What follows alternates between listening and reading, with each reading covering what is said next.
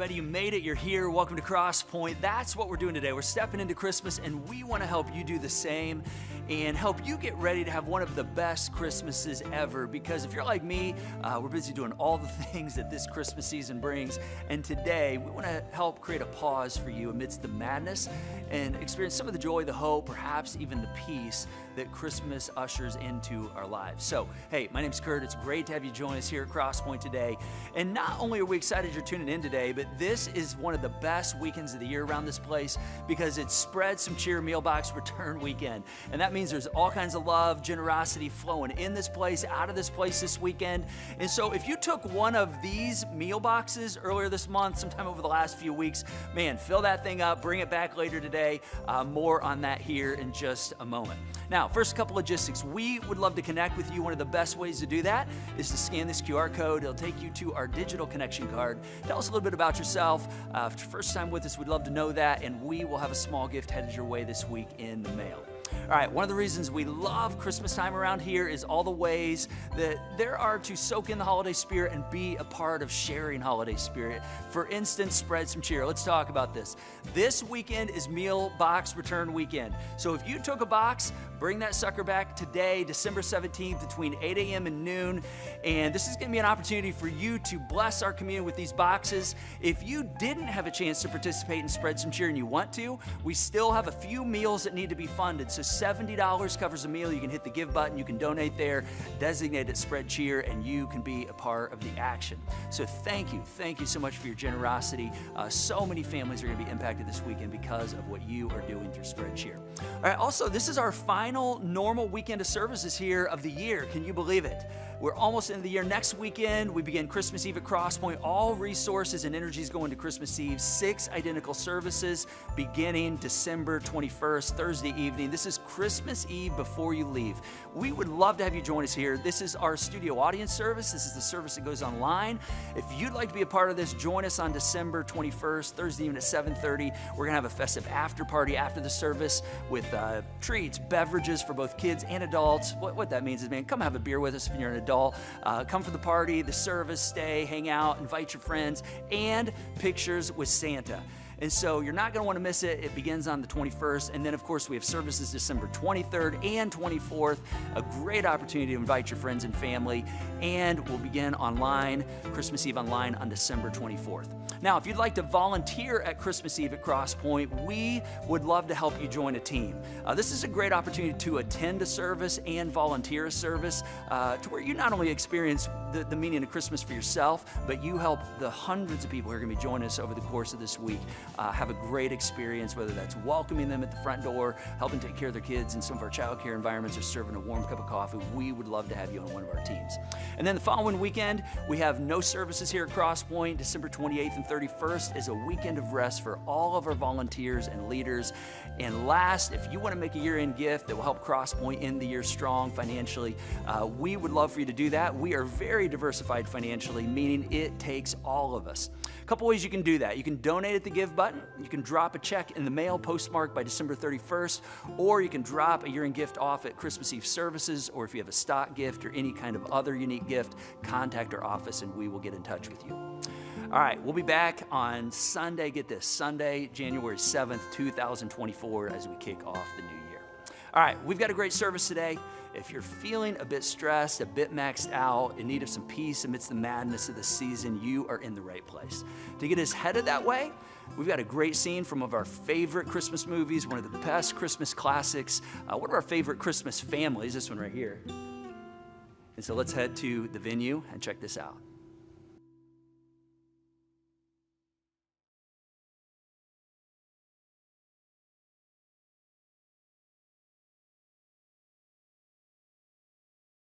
Big fans of Christmas Vacation around here. Well, hey, welcome again to Cross Point. My name is Abbie. I'm so glad that you have decided to be here with us today, whether you are here in the venue or joining us online today. Let's give it a shout out for those who are joining us from wherever you are today. Can you all believe that Christmas is actually almost here? It is so crazy to me. And, during this final stretch, as we're kind of in this home stretch to Christmas coming, I don't know exactly where you are. Maybe you are at like peak level of excitement, you are ready, or maybe you have reached the peak level of stress, or maybe a little bit of both as you consider all of the things that you need to get done before the end of the year and are kind of watching the days and the amount of time you actually have left to do them. Maybe you are kind of preoccupied right now with some year-end projects that are on your plate, or you're a student and you've got finals that are still looming that just feel like you may or may not make it through. Maybe you are starting to feel the holiday stress as you get ready to host people in your home, or as you prepare to travel, to go home for Christmas and all of the craziness that comes with that. Maybe you're feeling it as you realize there's still some gifts that you need to snag. And I don't know if you've had this experience yet this week, but you go to order that gift that you need to get and realize it's too late to get it shipped before Christmas. And you are going to have to go to the living hell that is an actual store this time of year. Anybody had that experience yet? I have. Personally, I know this feeling well because I'm not much of a gifts person. It's not something that comes super naturally to me. In fact, I might be the second worst gift giver in the world. The reason I know that I'm not the first is because I'm married to someone who is definitely worse than I am. A couple of examples there on our very first Christmas together. Now, mind you, we were pretty young, but this is what my husband got me for Christmas. He purchased a t-shirt for me that said cougar on it, and it defined what a cougar is, a woman who's into a younger man, because I'm 1 week older than him. And here was the real kicker. It still had the Goodwill tags on it, and so it was clear he had just gone all out for our first Christmas together. Another holiday, he had spent all this time, he kept building up. I've got this big surprise for you. You're gonna love it. And, so I'm thinking like helicopter. I don't know. I've got all these crazy visions in my head. Turns out he had made a homemade workout video for me. And whatever you're picturing it being, it was worse than what you're imagining. It was one of the worst things probably that's ever been made. But it works out okay because neither of us are big gift people, and so it's not something that matters all that much to us, except in these moments. I almost always find myself consumed with the stress of trying to make Christmas happen as we get closer to it. Maybe you can relate. Maybe you've been spending a whole lot of time or energy, not just buying gifts, but with all of the preparation that comes with this time of year. Prepping your home, prepping to be away from work, planning menus, all of the things. And you've gotten to the point where you really find yourself relating to that clip that we just watched with the line, "I don't know what to say, it's Christmas and we're all in misery." You're like, "Pass me a cig, Ellen, I get you." So whether you're experiencing a little bit of that or a lot, here's our goal for you today. Today, we want to give you a space to press pause on all of the madness and to take a moment to consider, what do you really want this Christmas? Not what's on your list, not what gifts are you hoping for, but what are you really longing for? Maybe for some of us, if we're honest with ourselves, what we are looking for right now is some connection, for a place where we feel like we belong, or just a moment to connect in the midst of the chaos. Maybe right now you find yourself looking for some light, looking for guidance or direction or clarity. Maybe you are looking for this season to mean something because you just are feeling kind of numb in the midst of all of it. Maybe you've been longing for something to shift in your life, to be different as you approach a new year. Maybe right now what you're looking for is some rest or some silence. Maybe you're looking to find your way home. Earlier this week, I stumbled across this quote in something that I was reading that just stuck with me. Richard Rohr wrote, "How you get there is where you arrive." And I think that's true for us, right here where we stand. As we prepare for Christmas, the way that we spend these days, how we get there, is going to determine what we are able to experience when we get into the midst of the holiday. And so our goal today is to spend this time that we have together preparing, and maybe preparing in a different way than you have been, positioning ourselves toward what it is that we really want from this season. And to do this, we're going to dive into a story with some likely familiar characters. They may even be people that you have representations of right in your home right now, in a nativity scene. We're going to look at the story of the Magi. You may know them as the Magi or the wise men, the three wise men, maybe even the three kings. You know the song, "We Three Kings of Orient Are." There's lots of, things that we may have heard about them, ways that we may have pictured them, and they're kind of like a lot of other things at Christmas, where, we have this vision of them, we have some traditions of what we think, but we're not sure that they're exactly true. See, when it comes to the Magi, if we look a little closer, if we pay attention to what we actually find in the book of Matthew, where we see their story written down in the Bible, we see that the text never says that these Magi, that there's three of them. There's three gifts. We don't really know how many Magi there were, though there may have been three. It never says that they're all men, though they probably are, but, who knows? We don't know exactly how far east they've come from. They may have been from Persia or Babylonia, likely somewhere in the Arabian Peninsula, but we don't know exactly where they came from. It also never says that they're kings. In fact, we're pretty sure that they were not kings. But there are some things that we do know. We do know that these Magi, they were Gentiles. Now, I feel like I need to clarify here, because several years ago I had this experience. I was leading students at a different church, and we wrapped up our youth group night, and as groups came out of their small groups, I noticed there were these two leaders that led our 8th grade boys small group who looked a little disturbed. And so I went and checked in with them, like, hey, everything go okay? And they started to tell me how, in the midst of their group time, they'd asked one student to read this verse out loud. And instead of, where it said Gentiles, instead of Gentiles, this student read genitals, to which another boy in their group asked, what are genitals?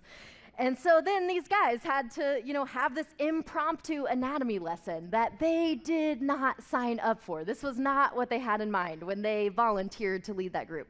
So when we say that the Magi are Gentiles, what we mean is just that they were not Jewish. They came from a different background, a different context than most of the people that we meet throughout the stories in the Bible. And, there's some other things that we know about them too. We know that these Magi were likely astrologers, that they were this Zoroastrian type of spiritual seeker who lived in the East.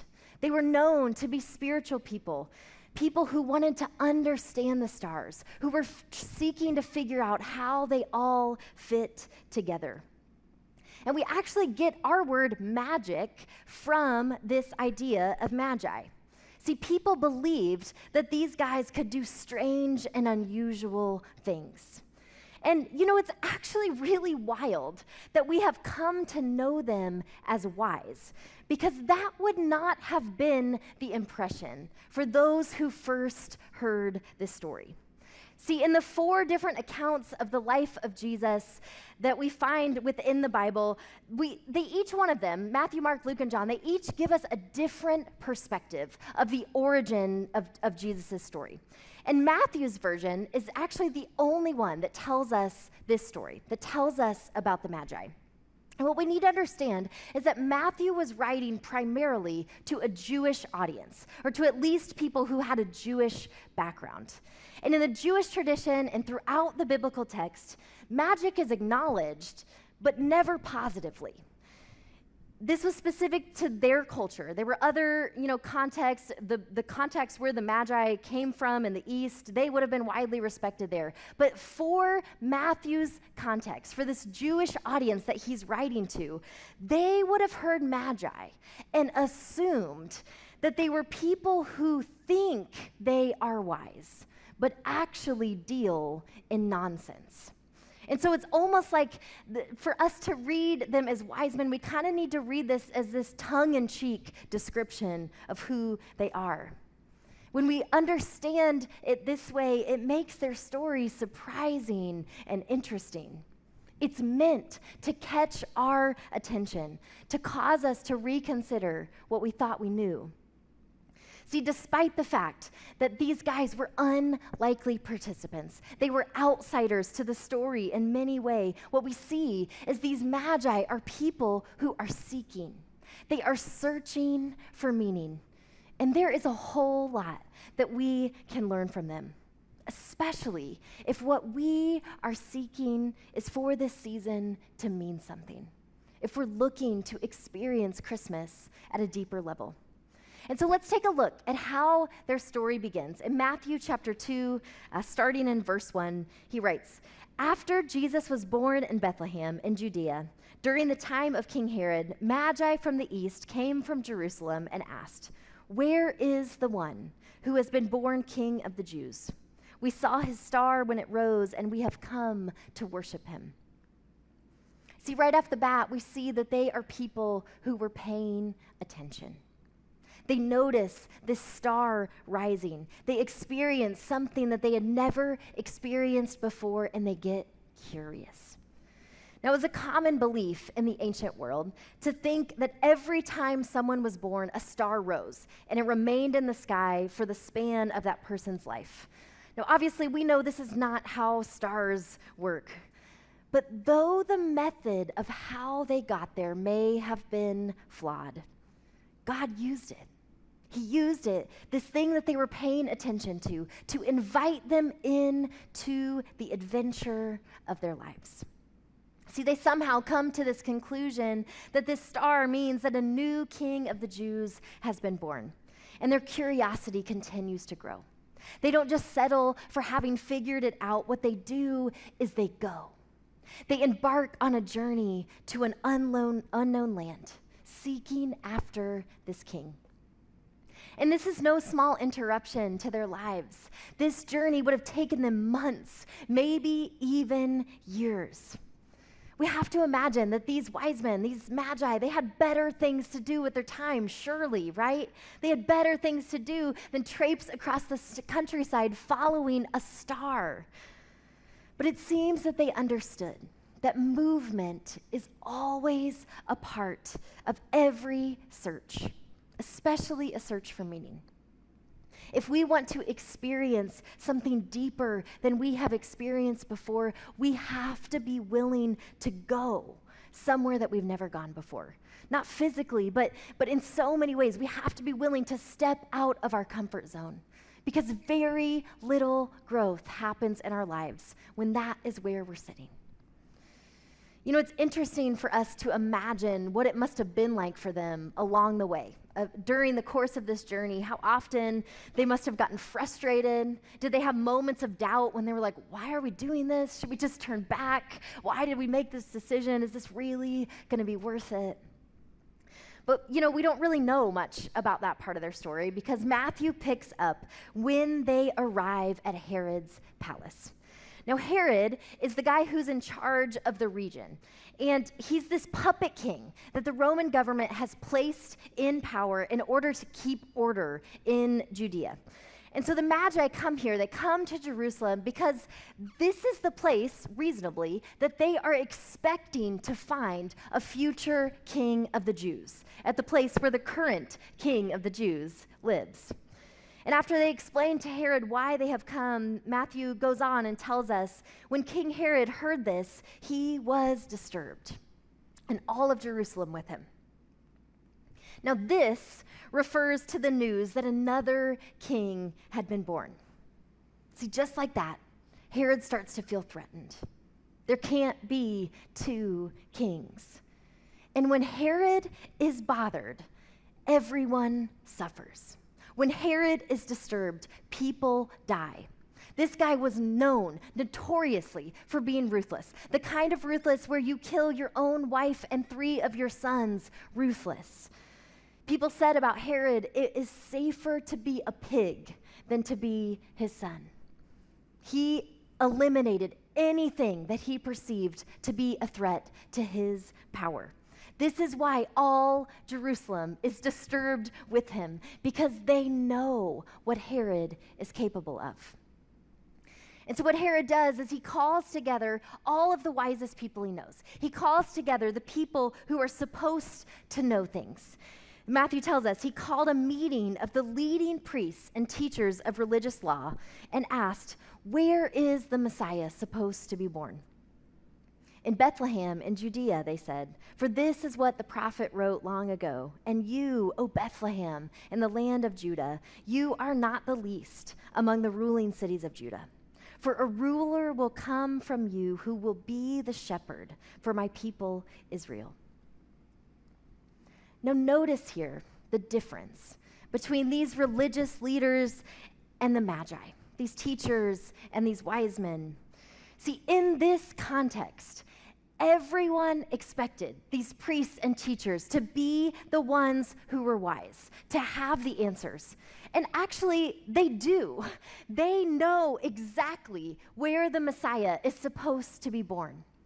But here's where they get tripped up. They think that knowing is enough. They stop short of doing anything about it. They don't make any movement. They don't take action. They stay home. They stay where they're comfortable. And as a result, they never get to experience this miracle that they'd been waiting for their whole lives. This Messiah that had come and been born in their midst. See, despite the fact that they were the ones who had all of the prestige in that time and place, they are not the ones that we remember as wise. Instead, it's these foreign magi, these seekers who no one expected to be a part of this story, who no one imagined would be among the first to recognize Jesus for who he really was. They are the ones that we remember as wise because they were willing to move. But don't get too caught up there because, see, their openness was just the first step. What we see here is that they couldn't get where they needed to go on their own. It was their willingness, it was their seeking that got them this far, but they had ended up in the complete wrong place, wrong city, wrong king. See, in order to find Jesus, they had to be both willing to move and willing to learn. This is true for us today, too. You know, some of us are missing out on something that God wants us to experience because we think that knowing is the goal. We think that believing the right thing is the end game when it's never been. There's always been more that God's inviting us to. Others of us, though, kind of on the other end of the spectrum, we get tripped up because we have really good intentions. And we're hoping that our earnest seeking is going to get us where we need to go. But we're missing the fullness of what God wants us to experience because we aren't seeking wisdom that we can't access on our own. We aren't looking to the wisdom that's passed down to us through scripture and tradition. We aren't tapping into the wisdom that comes from community. This is why we do this. This is why we gather in places like this, because none of us can see the full picture on our own. We need each other. We need wisdom beyond ourselves. Now, I'm not saying that we need to or can honestly have this all figured out, but the question that this story raises for us is, am I willing? Am I willing to learn? Am I seeking to grow, to discover more than I currently know? And at the same time, am I willing to make a move? Am I open to disruptions? Am I open to my life being altered and interrupted? Am I open to taking action? See, often, like Herod, we spend so much time and energy trying to get the stars to align the way that we want them, asking God, wishing that he would just solve the problems that we're wrestling with the way that we want him to solve them. But the invitation that we see in this story is instead to follow. Instead of asking God to align the stars for us, instead, like the Magi did, to align ourselves with God. And when we do this, we position ourselves to be a part of a plan that transcends human understanding. This is what the Magi get to experience. See, their story continues. After they had heard the king, when they went on their way, the star they had seen when it rose went ahead of them until it stopped over the place where the child was. And when they saw the star, they were overjoyed. On coming to the house, they saw this child with his mother Mary, and they bowed down and worshiped him. So now they come to this house. They find Mary and Jesus, and I hate to further complicate your vision of the nativity scene, but the Magi don't show up at the same time as the shepherds. It's not this big party that's happening all at once. They aren't there when Jesus is a newborn. By the time they arrive on the scene, Jesus is a toddler. See, the amount of time that it would have taken them to walk and follow the star. By the time they get there, Jesus is a couple of years old. So this has been a long, long journey. They have completely altered their lives. And when they finally arrive, after they've rerouted from this palace where they expected to find this future king and instead found Jesus, this normal-looking toddler in this ordinary house, what do? They bow.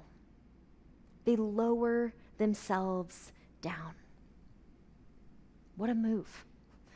One of Jesus' friends, a cousin of his, actually John the Baptist, has this great line where he says, "He, Jesus, must increase, and I must decrease."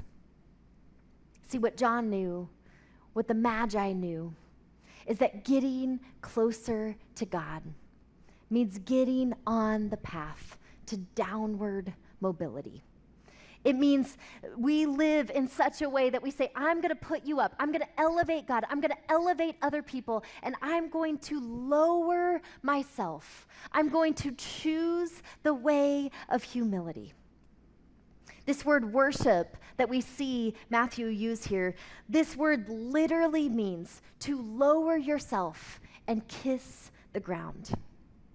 Now, if you're a race fan, you get this. We watch this happen every year at the Indy 500. The winner has this incredible moment where they bend down and kiss the yard of bricks. And it's this powerful moment because it's an act of worship. Worship is about moving toward something that is worthy of our attention, something that is worthy of our commitment. And when we get there, we lower ourselves. We put ourselves in a position to learn, to receive. Because when we worship, we're saying, I am in the presence of something that is worthy, of someone who is worthy. You're in the presence of something you want to reflect. You know, I think for most of us, if we're honest, we only really lower ourselves when we have no other options. When the world kind of forces us there and we have no other choice but to humble ourselves. But these guys, this is not their story. They lower themselves to communicate worth, to communicate importance, and they didn't need to. These are rich people. They may not have been highly regarded in Matthew's Jewish Christian context, but in their own culture, they have status, they have money, and still they lower themselves. And get this, before a toddler. Now, I have a toddler in my house right now, and let's just be honest about this. Toddlers are adorable, but they're probably the most ridiculous version of a human being that there is. They look like bumbling drunks most of the time. And I, for one, find it hard to believe that even toddler Jesus would have looked like he deserved this level of respect, this kind of worship and reverence. But the Magi are able to see him for more than what he appeared on the surface. They bow down, they lower themselves, and not only that, but they offer him these extravagant, costly gifts. Verse 11, Matthew tells us, then they opened their treasures, and they presented him with gifts of gold, frankincense, and myrrh. Now, if you gave my 18-month-old these gifts, there's about 3 possibilities of how this is going down. She's eating them, she's using them as a weapon, against herself or against her brother, probably, or she's spilling them everywhere. These expensive oils, they're just going all over my floor or all over her head, who knows? Or some combination of the three. These are wild gifts to give a toddler: gold, frankincense, myrrh. Though it just might be that they were part of the plan of provision that God had for Mary and Joseph and Jesus. See, not long after this, they would be forced to flee from the only home they ever knew, to live as refugees in a foreign land for several years. Maybe these gifts were a part of God's plan to take care of them. Of course, the Magi don't know this, though. Even though it didn't make any sense, they decided to give in a way that cost them. And the truth is, this is how provision always works. Through acts of people who are willing to pay attention, to seek, to move, to take action, to lower themselves. We're seeing this lived out right here, right now, today in our parking lot as we kind of come to the culmination of this Spread Some Cheer drive. It's an exciting day.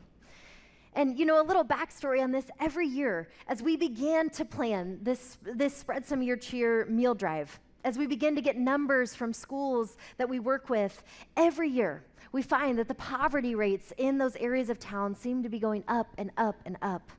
And so we make these commitments to provide boxes that no one signed up for way back in October. And we have no idea what's going to happen. We don't know what the economy is going to be like when we get to December. We just say, God, okay, if this is the need, we're going to handle it. We're going to trust you. And so every year, we don't know if that pile of boxes is going to disappear, but what we do know is this: every single one of those boxes has a name attached to them.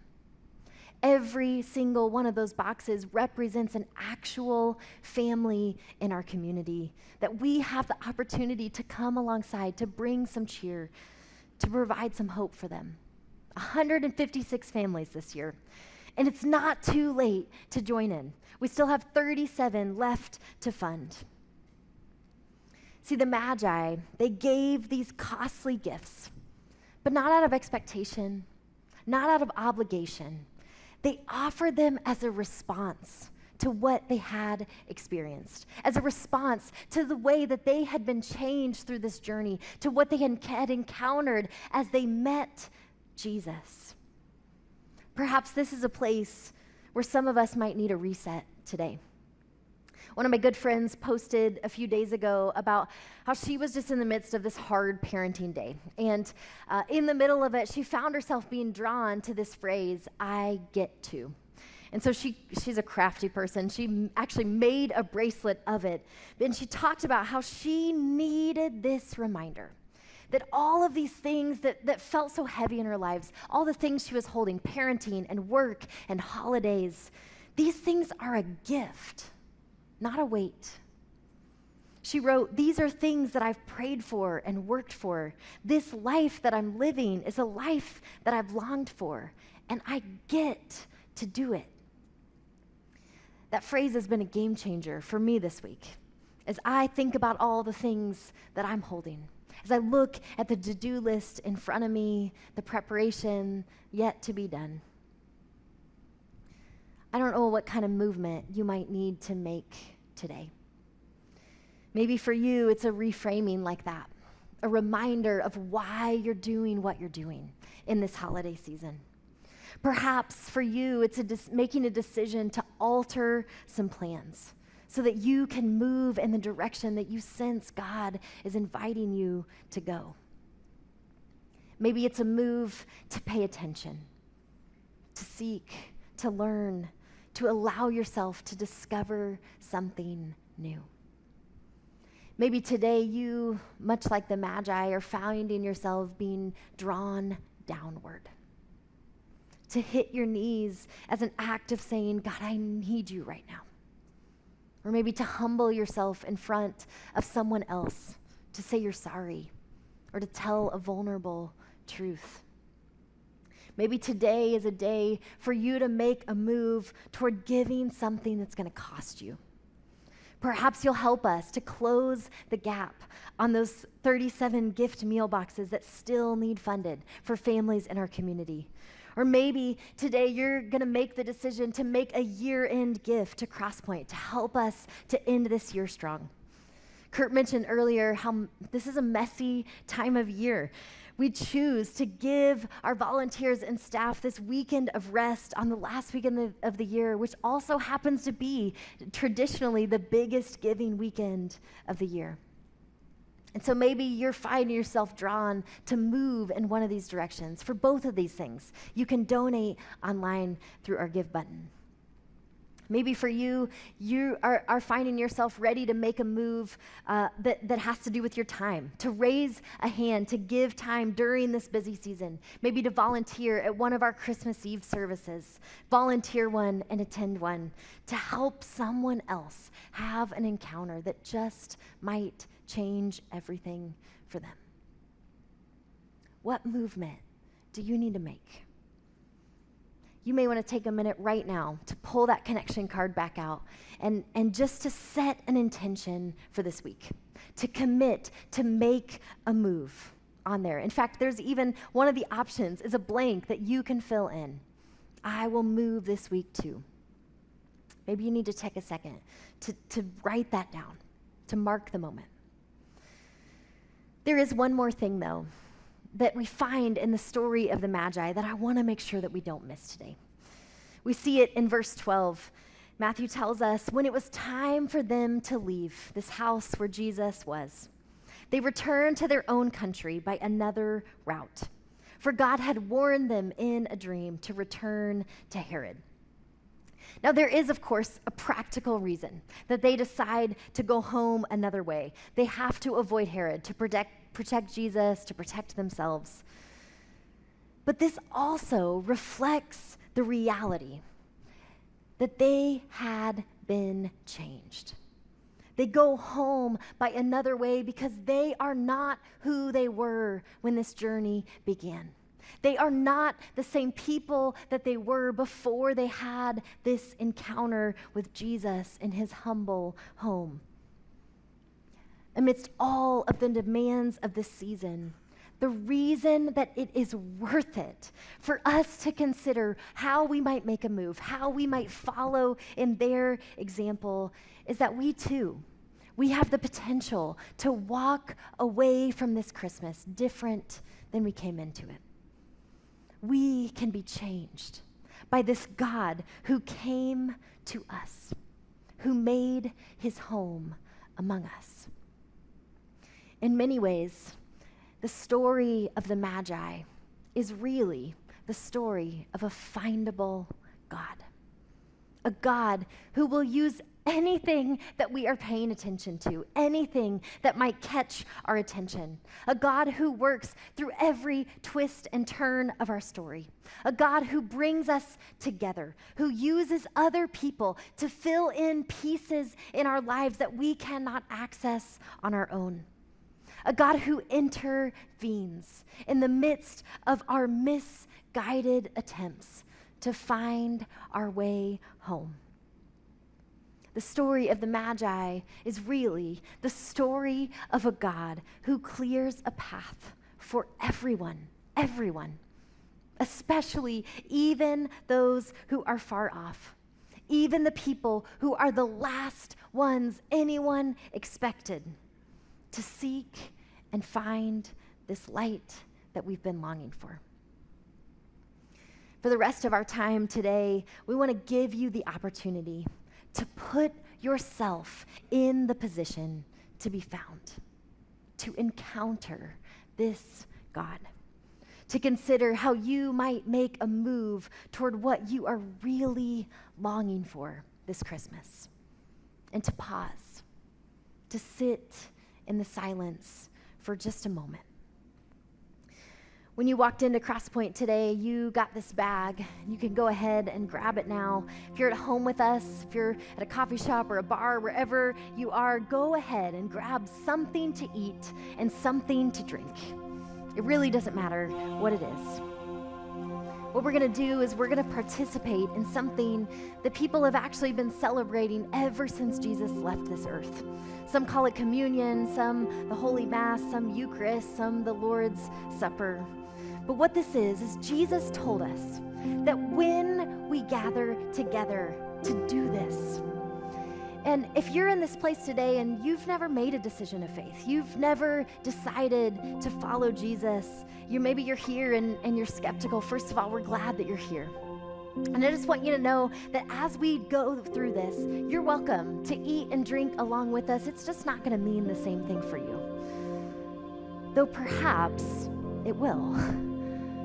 Perhaps today is the day for you to receive these elements for the first time as a symbol that you are ready to be found by Jesus, ready to be changed as you make a decision to follow after him.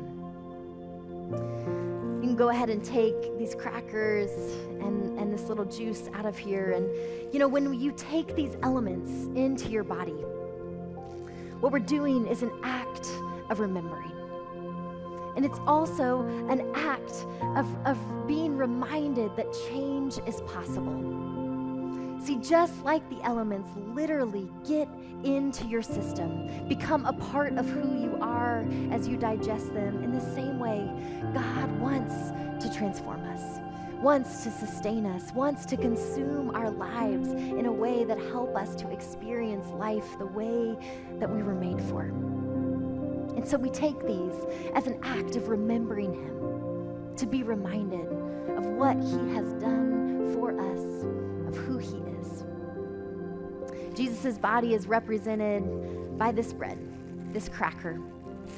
And he said, as he gathered his friends on this last night of his life, that every time you eat this, do it as a reminder of my body given for you, as a reminder of the extent of my love for you. The love of God, seen in the breaking of bread and in the nailing of Jesus' body to the cross, done for you and for me out of love.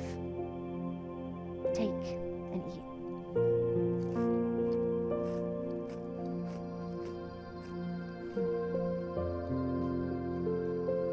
You could take this mini juice bottle. Those of you that are online, whatever liquid it is that you have. What this signifies, again, is the love of Jesus. His blood spilt on our behalf. His own life source given so that we might find life. It's a sign of his love for us. And this cup isn't for people who are perfect. It isn't for people who have it all together. In fact, it's just the opposite. This is a cup for those of us who know we can't get it together on our own. This is a cup for those who are forgiven, for those of us who recognize I need a leader. I need a savior. This is a cup for we who are loved, for you and for me. So take and drink.